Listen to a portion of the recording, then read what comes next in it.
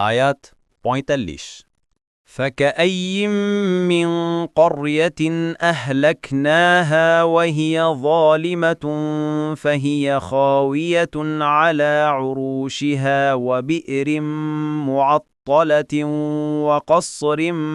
مشيد অনুবাদ অতঃপর আমরা বহু জনপদ ধ্বংস করেছি যেগুলোর বাসিন্দা ছিল জালিম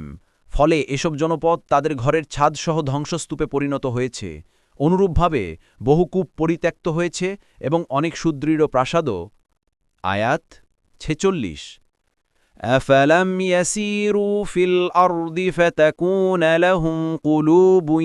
يعقلون بها أو آذان يسمعون بها فإنها لا تعمى الأبصار ولكن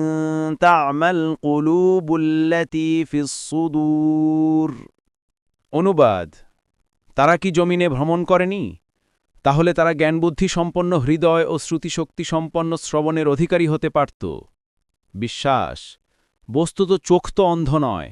বরং অন্ধ হচ্ছে বুকের মধ্যে অবস্থিত হৃদয় তাফসীর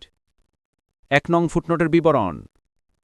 এই আয়াতে শিক্ষার দৃষ্টিভঙ্গি নিয়ে দেশভ্রমণে উৎসাহিত করা হয়েছে এতে আরও ইঙ্গিত আছে যে অতীতকালে অতীত জাতিগুলোর অবস্থান সরেজমিনে প্রত্যক্ষ করলে মানুষের জ্ঞানবুদ্ধি বৃদ্ধি পায় তবে শর্ত এই যে এসব অবস্থান শুধু ঐতিহাসিক দৃষ্টিভঙ্গিতে নয় শিক্ষা গ্রহণের দৃষ্টিভঙ্গিতেও দেখতে হবে দেখুন